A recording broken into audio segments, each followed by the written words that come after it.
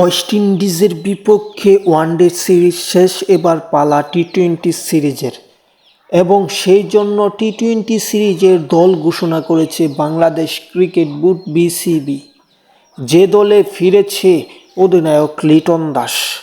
মূলত এই ভিডিওর মাধ্যমে জানবো আমরা বাংলাদেশ ও ওয়েস্ট ইন্ডিজের বিপক্ষে যে টি-20 সিরিজ খেলবে সেই টি-20 সিরিজে বাংলাদেশের স্কোয়াডটা, এই স্কোয়াডে কারা কারা আছেন বা কারা কারা বাদ পড়েছেন।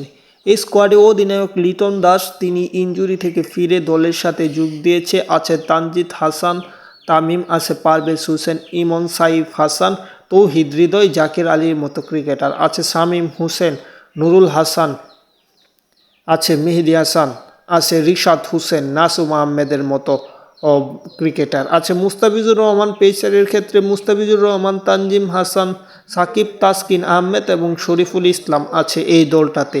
এই দলটাতে পেসার হিসেবে বাদ পড়েছে সাইফুদ্দিন এবং যুক্ত হয়েছে লিটন দাস। এই দলটাতেও সৌম্য সরকারকে রাখা হয়নি।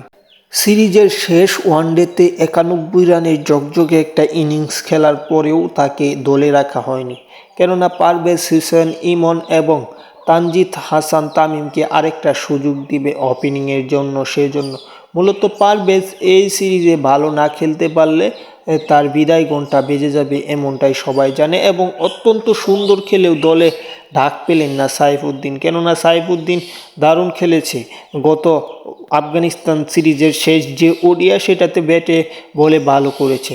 পাশাপাশি সাইফুদ্দিনকে আরও সুযোগ দেওয়ার দরকার ছিল, যেটাতে ব্যর্থ হয়েছে বাংলাদেশ ক্রিকেট বোর্ড।